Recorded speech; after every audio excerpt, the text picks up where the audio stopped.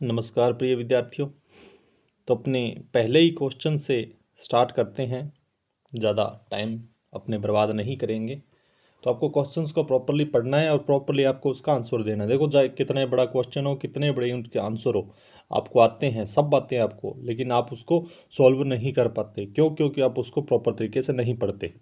देखो, पहला ही क्वेश्चन है कि क्षेत्रफल की दृष्टि से राजस्थान का सबसे बड़ा कृषि जलवायु खंड कौन सा है।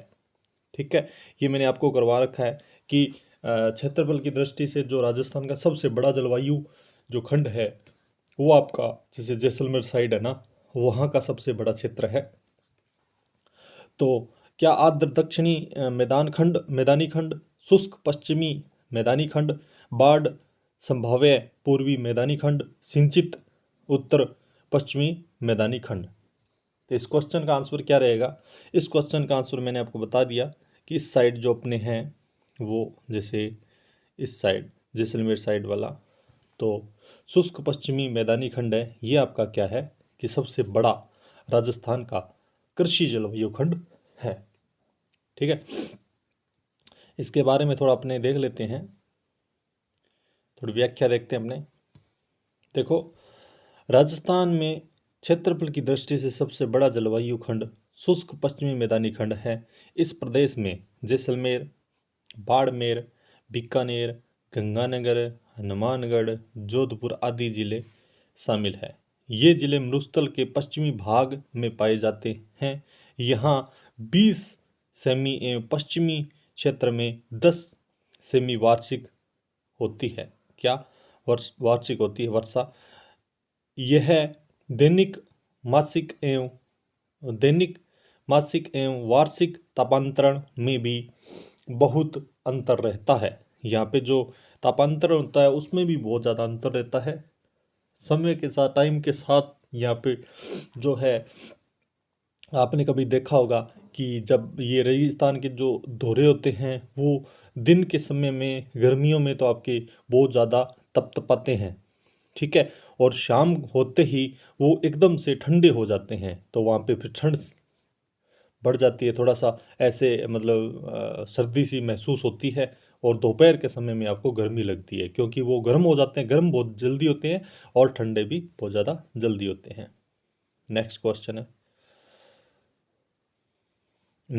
है हमारा कि राजस्थान की जलवायु दशाओं के संबंध में निम्नलिखित में से कौन सा कथन सत्य है। इसमें से आपको सत्य कथन का चयन करना है। जो कथन सत्य है उस कथन को आपको देखना है। देखो, राजस्थान की जलवायु दशाएं तापमान और वर्षा की चरम सीमाओं से युक्त है। राजस्थान की जलवायु उष्ण शुष्क प्रकार की है। राज्य में वर्षा की मात्रा दक्षिणी पूर्वी से उत्तर पूर्वी की ओर बढ़ती है, दक्षिणी पूर्वी से उत्तर पूर्वी की ओर नहीं। और चौथा, कृषि राज्य की जलवायु उष्ण आर्द्र प्रकार की आपकी जो है वो है नहीं। ठीक है, तो इसमें कौन सा सही होगा? इसमें पहला आपका सही है कि राजस्थान की जलवायु दशाएं तापमान और वर्षा की चरम सीमाओं से युक्त है। ठीक है, नेक्स्ट हमारा क्वेश्चन है, निम्न में से कौन सा युग्म सही सुमेलित नहीं है। सही सुमेलित आपको देखना है, जो नहीं है वो देखना है, बाकी सुमेलित हैं। 3 ऐसे होंगे जो सुमेलित हैं, एक ऐसा है जो सुमेलित नहीं है। देखो, पहला, इंदिरा गांधी लिफ्ट परियोजना स्वाई माधोपुर, सही है जी, कोई प्रॉब्लम नहीं है। जाखम परियोजना प्रतापगढ़, ये भी आपका सही है, बिल्कुल सही है। ठीक है, और सावन भादो कोटा और ये भीम सागर परियोजना 12, ये आपका गलत हो गया। ठीक है, तो 3 नंबर गलत, बाकी सारे आपके सही। नेक्स्ट अपने चलते हैं, राजस्थान में निम्नलिखित में से किस प्रकार की वनस्पति नहीं पाई जाती। नहीं देखना आपको, पाई जाती है वो अलग है, नहीं पाई जाती वो देखना है। तो उष्ण कटिबंधीय सदा रहित, उष्ण कटिबंधीय कटीली, उपोष्ण कटिबंधीय सदा रहित, शुष्क एवं अर्ध शुष्क पर्णपाती। तो इसमें कौन सी नहीं पाई जाती है? वो आपकी उष्ण कटिबंधीय सदा रहित नहीं पाई जाती है। बाकी आपकी जितनी वनस्पति है वो सब पाई जाती है। उष्ण कटिबंधीय कटीली होती है, उपोष्ण कटिबंधीय सदा रहित भी होती है और शुष्क एवं अर्धशुष्क पर्णपाती भी होती है। ठीक है, नेक्स्ट है राजस्थान में प्रथम योजना काल से अब तक कृषि फसलों के क्षेत्रफल में घटित निम्न परिवर्तनों में से कौन सा परिवर्तन असत्य है? असत्य आपको देखना है। ठीक है, तो इसमें कौन सा आपका जो है आंसर सही होगा, असत्य देखना है। खाद्यान्नों के अंतर्गत क्षेत्रफल लगभग 14% बढ़ा है, 14% बढ़ा है। तो यहाँ तो पहला ही आपका गलत हो गया कि खाद्यान्नों के अंतर्गत क्षेत्रफल लगभग 14% नहीं बढ़ा है अभी तक। ठीक है, और ये पहला ही आपका सही हो गया क्योंकि ये असत्य है। अब बाकी आगे देखते हैं अपने। दालों के अंतर्गत क्षेत्रफल लगभग 3% घटा है, हाँ जी घटा है। तिलहन के अंतर्गत क्षेत्रफल लगभग 15% बढ़ गया है, ये भी सही है। ग्वार, गन्ना, ग्वार, चारा, फल, सब्जी, मसाले आदि के अंतर्गत क्षेत्रफल में लगभग कोई परिवर्तन नहीं हुआ, ये भी सही है। इसका मतलब जो असत्य है वो आपका पहला असत्य है। ठीक है, नेक्स्ट। राजस्थान के 13 नदी बेसिनों में कुल सतही जल की संभावना कितनी है? ये आपको बताना है भी। 13 नदी बेसिन में कुल सतही जल की संभावना कितनी पाई गई है? बहुत ही अच्छा क्वेश्चन। इस क्वेश्चन का आंसर कौन देगा? देखो 8.42 मिलियन एकड़ फुट, 11.29 मिलियन एकड़ फुट, 15.86 मिलियन एकड़ फुट और 10.15 मिलियन एकड़ फुट। तो इस क्वेश्चन का आंसर क्या होगा? सही आंसर सभी का, हाँ जी, 15.86 मिलियन एकड़ फुट। नेक्स्ट है, क्षेत्रफल में राजस्थान का जैसलमेर जिला धौलपुर जिले से कितना बड़ा है, ये बताना आपको। ठीक है, देखो सभी ने पढ़ रखा है लेकिन इसमें पॉइंटों में आ गया तो थोड़े से चकरा जाएंगे स्टूडेंट, लेकिन चकराना नहीं है, थोड़ा बहुत ही अंतर होगा क्योंकि इसमें तो देखो सारा ही अलग अलग दे रखा है, 15, 28, 10, 12, तो चकराना किस चीज़ का है? सभी को पता है जैसलमेर जो जिला है वो धौलपुर जिले का कितना प्रतिशत है, सब बता देंगे। ठीक है, तो सब बताएंगे तो बताइए इस क्वेश्चन का आंसर क्या होगा? तो 15 गुना नहीं है ये, दूसरा 28 गुना भी नहीं है, 10.41 गुना भी नहीं है, तो आपका आंसर है जो सही होगा वो होगा 12.66 गुना। ठीक है, अरावली की निम्नलिखित पर्वत चोटियों को उनकी ऊंचाई आरोही अवरोही क्रम में व्यवस्थित कीजिए। अवरोही होता है घटता क्रम, घटता। ठीक है, और आरोही होता है बढ़ता। आ रहा है ना, आ रहा है तो ए के बाद में क्या आता है? आ आता है, तो ए और आ बड़ा है तो बढ़ता हुआ, ए छोटा है, आ बढ़ रहा है ना, तो बढ़ता क्रम आरोही और घटता क्रम अवरोही।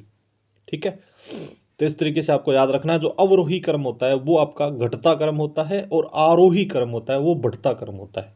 तो आपको बढ़ता क्रम बताना है इसमें।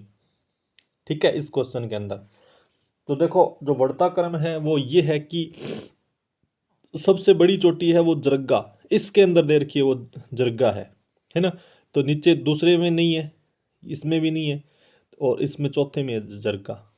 ठीक है, जरगा के बाद में नहीं, सबसे जो बड़ी है, सबसे जो बड़ी है ना, आरोही क्रम पूछा है उसने, बढ़ता क्रम पूछा है। ठीक है, तो सबसे बड़ा जो है ना वो ये रघुनाथगढ़ है, इधर रघुनाथगढ़, रघुनाथगढ़, उसके बाद कुंभलगढ़, फिर अचलगढ़, फिर जरगा, लास्ट में जरगा आएगी आपकी। ठीक है, लास्ट वाली यहाँ पे जरगा।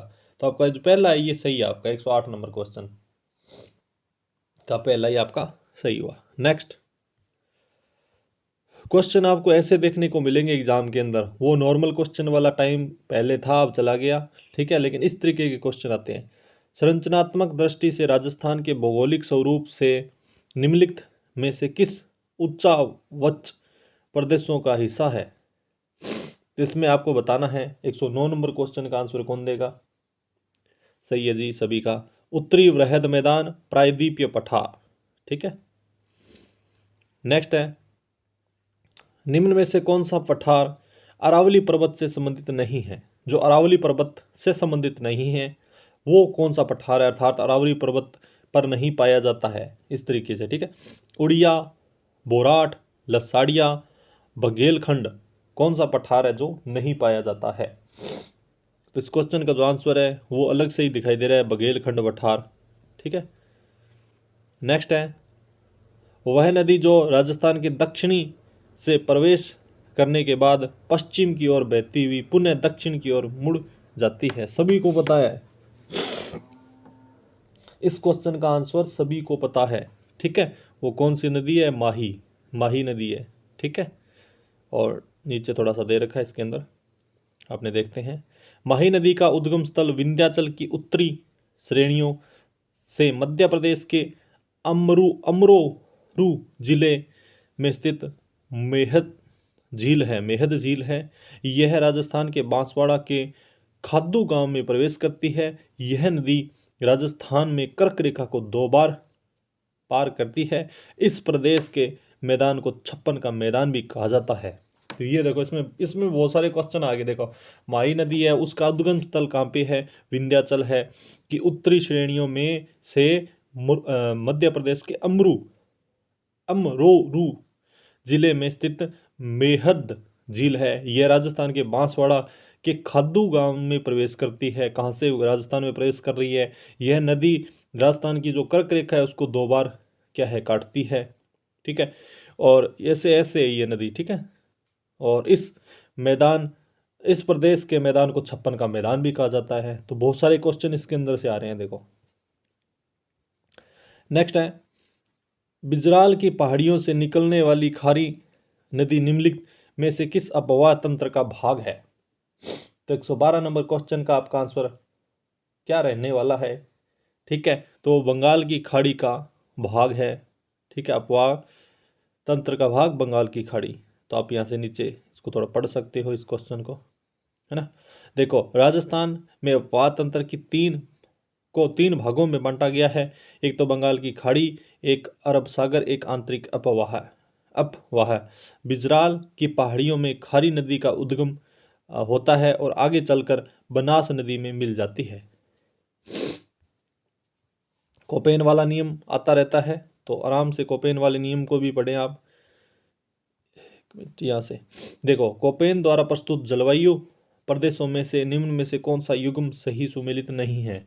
AW राजस्थान का दक्षिणी भाग, AW राजस्थान का दक्षिणी भाग सही है जी, सुमेलित नहीं है वो देखना है। ठीक है, BWHW शुष्क मरुस्थली सही है जी।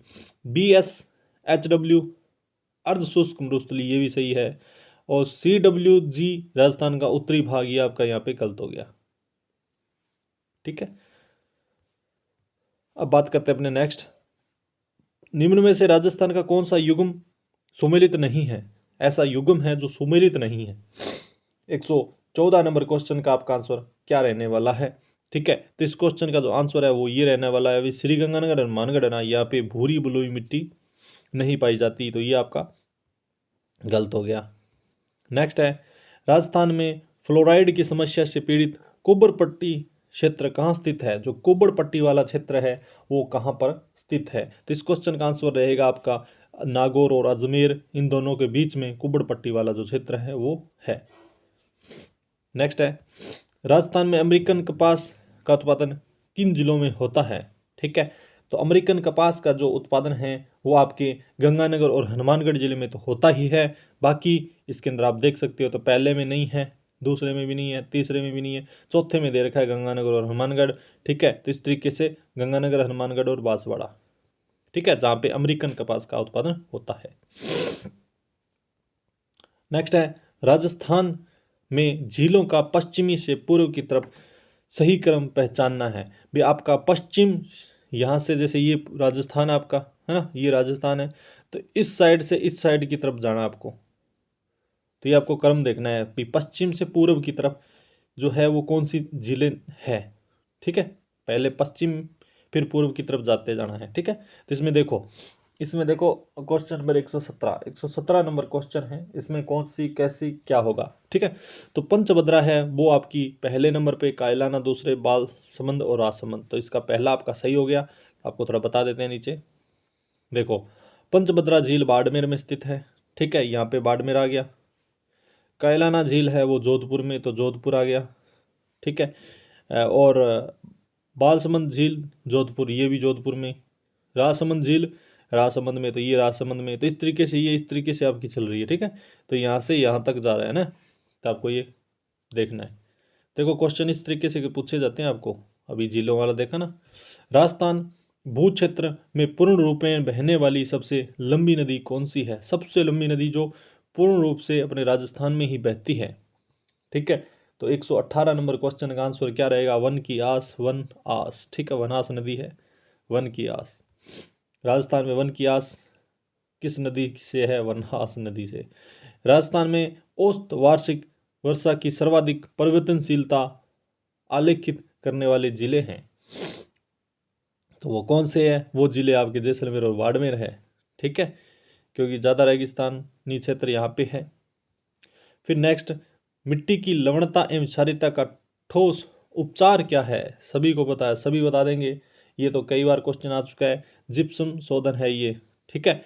और पढ़ते हैं अपने, मिट्टी की लवणता एवं क्षारीयता का ठोस उपचार जिप्सम का प्रयोग है। लवणों की अधिकता के कारण भूमि में पानी होते हुए भी पौधे पर्याप्त मात्रा में इसे ग्रहण नहीं कर पाते, क्योंकि मृदा के घोल का आकर्षण बढ़ जाता है, ठीक है। तो ये आपको पढ़ लेना है। नेक्स्ट है, हामिद हुसैन जांच आयोग का संबंध किस आंदोलन से है? ठीक है, हामिद हुसैन जांच आयोग, ठीक है। तो हामिद हुसैन जांच आयोग है, उसका जो संबंध है किस आंदोलन से है? तो वो आपके बिजोलिया किसान आंदोलन से है हामिद हुसैन जी का जो है संबंध। नेक्स्ट, ऐसे देखो, बिजोलिया ठिकानेदार ने किसानों पर विभिन्न प्रकार के लाग बाग व कर लगा रखे थे। इसकी शिकायत करने के लिए महाराणा के पास उदयपुर नानाजी पटेल व ठाकरी पटेल गए। महाराणा ने इनकी शिकायतों की जांच हेतु हामिद हुसैन को बिजोलिया भेजा और उसने शिकायत को सही पाया, ठीक है। नेक्स्ट है कि बेगू ठिकाने के ठिकानेदार अनूप सिंह को नज़रबंद करने के बाद बेगू का मुशरिफ किसे नियुक्त किया गया था? ठीक है, तो किसे नियुक्त किया गया था? बेगू का मुशरिफ। 122 नंबर क्वेश्चन का आपका आंसर क्या रहेगा? तो मुंशी अमृतलाल को, ठीक है। ठाकुर अनूप सिंह को नज़रबंद करने के बाद ठिकाने को मुसरमात कोर्ट ऑफ बोर्ड्स बिठा दी तथा भ्रष्टाचार व दमन के लिए कुख्यात मुंशी अमृत लाल को बेगू ठिकाने का मुशरिफ नियुक्त किया, ठीक है, आपको याद रखना है।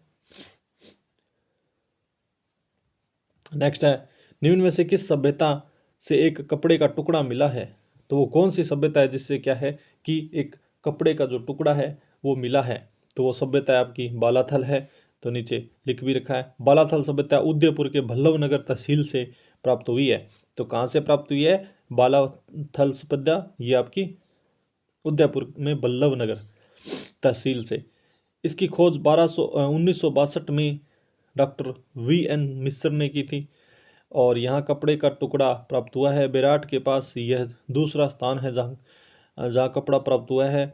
यहाँ पर तांबे के आभूषण व सिक्के भी प्राप्त हुए हैं।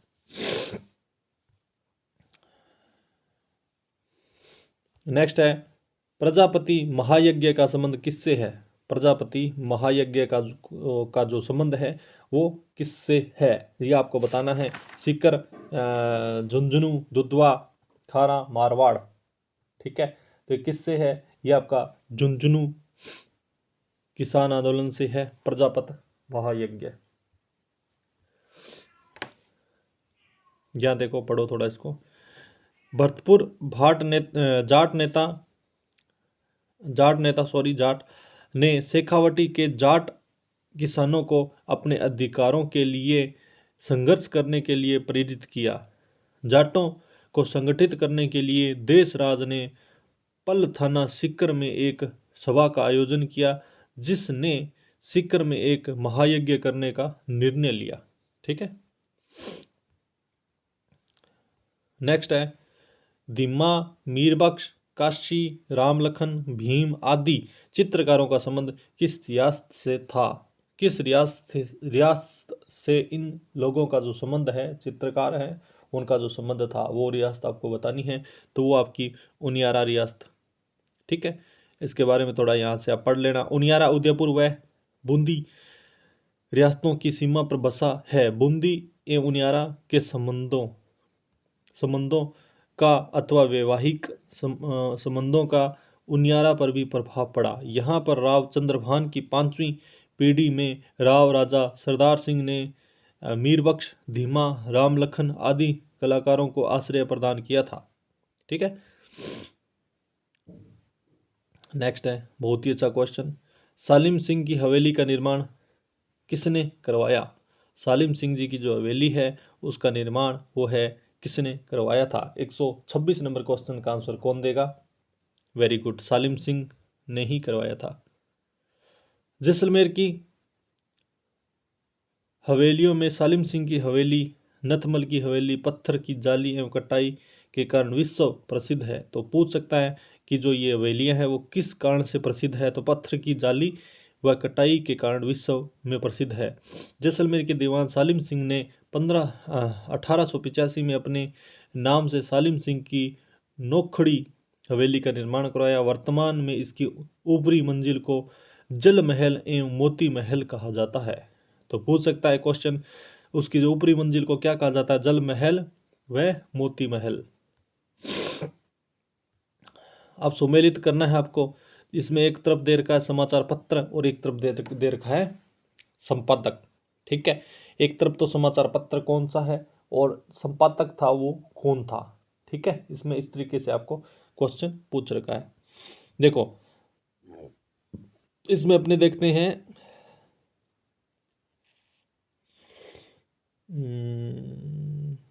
ठीक है, देखो जो अपने राजस्थान केसरी, ये देखो राजस्थान केसरी है, ये विजय सिंह पथिक 3 का दूसरा, मतलब उन्होंने ऊपर यहाँ पे ABC नहीं लिख रखा, यहाँ पे इस तरीके से लिख रखा है इन्होंने।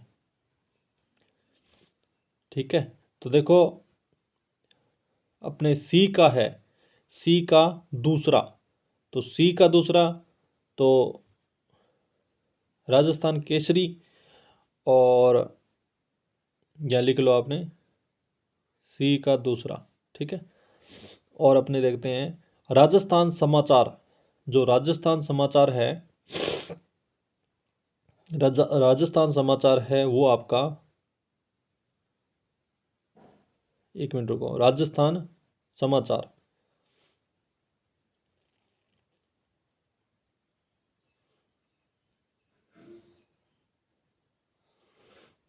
राजस्थान समाचार या कहाँ, ठीक है ये रहा राजस्थान समाचार। ये आपका किसका हो गया? ये आपका हो गया।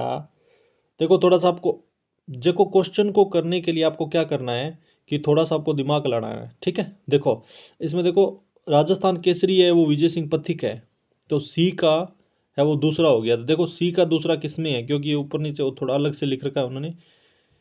ठीक है, देखो C का दूसरा, ये C है, ये C, इस C का दूसरा तो ये यहाँ पे आ रहा है देखो, है ना। तो इसका मतलब ये आपके गलत हो रहे हैं सारे, दूसरा और किसी में नहीं है, किसी में नहीं है, इसका मतलब ये आपका तीसरा सही हो रहा है। ठीक है, उल्ट पुल्ट दे रखा है, ABC ऊपर लिख नहीं रखा है यहाँ पे। ठीक है, इस तरीके से तो आपका C का जो है दूसरा है।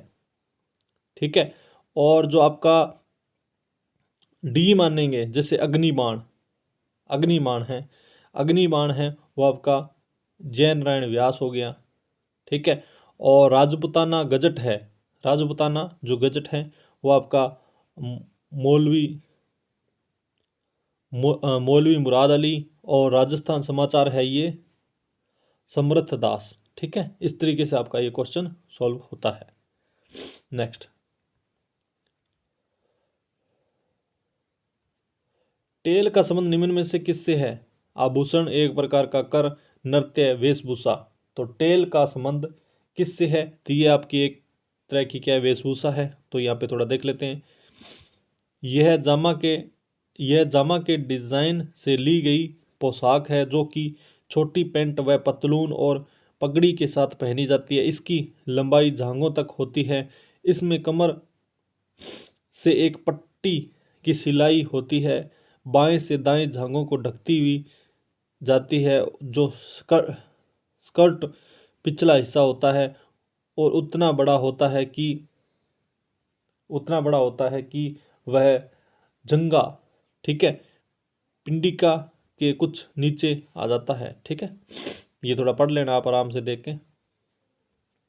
नेक्स्ट है, निम्न में से किस जाति को अबुल फजल ने गायन शैली की ध्रुपद के परंपरागत गायन को माना है? ठीक है, तो 129 नंबर क्वेश्चन का आंसर क्या होगा? ये होगा कलावत। ठीक है, तो ये थोड़ा आपको पढ़ना, व्याख्या आप पढ़ लेना। ठीक है, ठीक है, क्योंकि टाइम कम है। नकलिस्तान पत्रिका का प्रकाशन किसके द्वारा किया गया है? ठीक है, नकलिस्तान पत्रिका का जो प्रकाशन है वो किसके द्वारा किया गया है? तो वो आपका राजस्थान उर्दू अकादमी द्वारा किया गया है। और कब किया गया था? 12 फरवरी 1979। ठीक है, पसातिया क्या है? पसातिया क्या है? एक प्रकार का क्या है पसातिया? ये एक अनुदानित भूमि होती है पसातिया। और थोड़ा ये पढ़ लेना आप, क्या है ये? समस्त प्रकार के लगानों से मुक्त भूमि है ना। नेक्स्ट, निम्न में से किस साहित्यकार ने विरह शतक, भाव शतक तथा शिक्षा सागर ग्रंथ लिखे? ठीक है, कौन था वो जिसने ये ग्रंथ लिखे? ठीक है, तो वो था जान कवि। ठीक है, तो यहाँ पे सारा नीचे थोड़ा लिख रखा है, उसको थोड़ा आप पढ़ना। नेक्स्ट है, महाराणा प्रताप की भतीजी का क्या नाम था? महाराणा प्रताप की भतीजी का क्या नाम था? तो भतीजी का नाम था किरण देवी। यहाँ पे दे रखा है, किरण देवी किसकी पुत्री थी? शक्ति सिंह की पुत्री थी। या तो पढ़ना इसको, ठीक है, ये पूरा दे रखा है, लेकिन पढ़ने वाली बात है। ये देखो यहाँ पे, यह महाराणा प्रताप के छोटे भाई शक्ति सिंह की पुत्री थी। इसका विवाह बीकानेर के शासक के भाई पृथ्वी राज के साथ हुआ था। दिल्ली में नौरोज का मेला लगता था जिसमें अकबर बुर्का पहनकर घूमता था क्योंकि उसमें पुरुषों का प्रवेश वर्जित था। किरण देवी ने उनको पहचान लिया और उनका हाथ मजबूती से पकड़ लिया।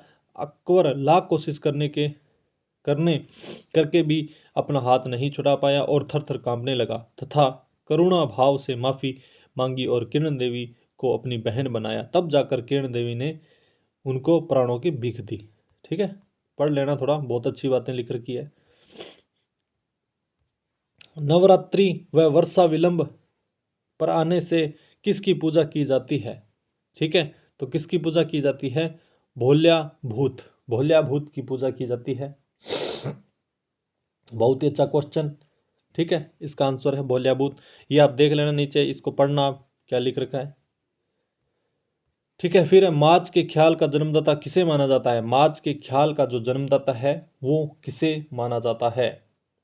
ठीक है, तो मार्च के ख्याल का जो जन्मदाता है वो बगसूराम को माना जाता है। ठीक है, यहाँ पे देखना, भीलवाड़ा के बगसूराम को मार्च का ख्याल का जन्मदाता माना जाता है। मार्च शब्द लकड़ी के तख्तों से बने ऊंचे मंच का ही अपभ्रंश है। ठीक है, ये पढ़ना आप।